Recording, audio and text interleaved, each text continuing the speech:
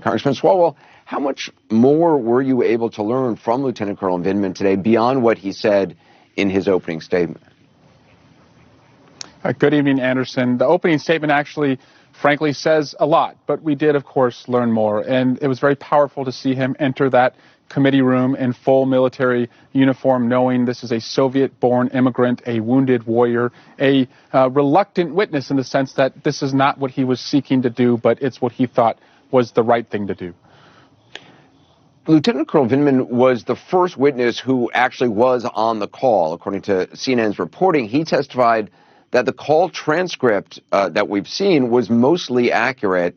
Can you say what he said was inaccurate about it, or did he have other details about it?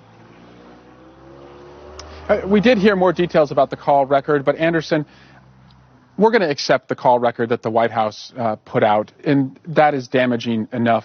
Because if all the president did was ask the Ukrainian president to investigate his opponent, that would be a gross abuse of power. But he did more than that. He leveraged $391 million in taxpayer dollars over the Ukrainian president, as well as a White House meeting. So I don't think the White House call record is really in dispute. We see that as the president's confession.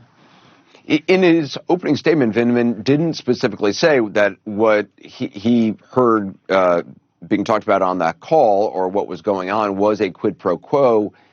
Can you say if he characterized it that way in his actual testimony?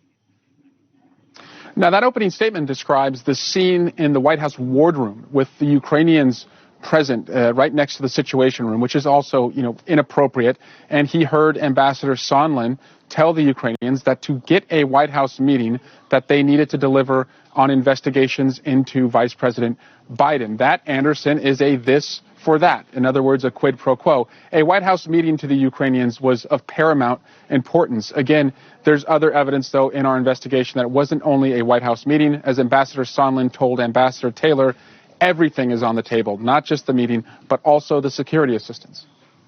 I also want to ask you about this reporting today that Democrats accuse Republicans of trying to out the whistleblower during Vindman's deposition, which apparently, according to the reporting, led to you and your Republican colleague, Congressman Mark Meadows, getting into a heated exchange. Can you say what happened? Yeah, well, out of respect for my Republican colleague, I'm not going to say which colleague that was. I will say I got pretty fired up when I saw Republicans attempting to get the identity of the whistleblower after repeatedly being told that was not appropriate, and hearing that the witness did not want to do that, as he identified in his opening statement. We're going to protect the whistleblower outside the hearing. We're going to protect the whistleblower inside the hearing. And Anderson, as far as I'm concerned, and as many of my colleagues are concerned, the whistleblower pulled the fire alarm. Once the first responders showed up and saw the smoke and the flames and the president holding a can of gasoline and matches in his hands, you don't really need to hear from the person that pulled the fire alarm unless they have anything new to offer. And much of what the whistleblower alleged has been corroborated. And am I correct in my reading of his opening statement? Vindman said in the opening statement that not only was he not the whistleblower, that he didn't know who the whistleblower was. Is that correct?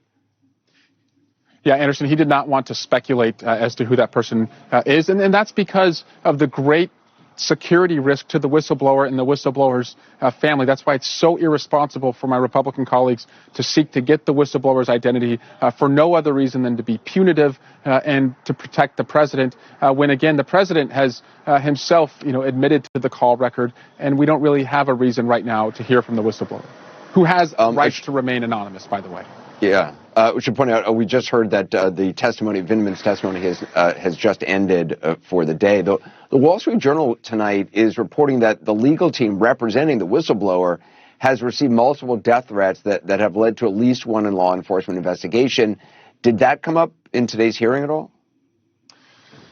I'm not going to go into the specifics of the hearing, Anderson, but we on the committee are well aware of the threats that this whistleblower faces because it comes from the very top.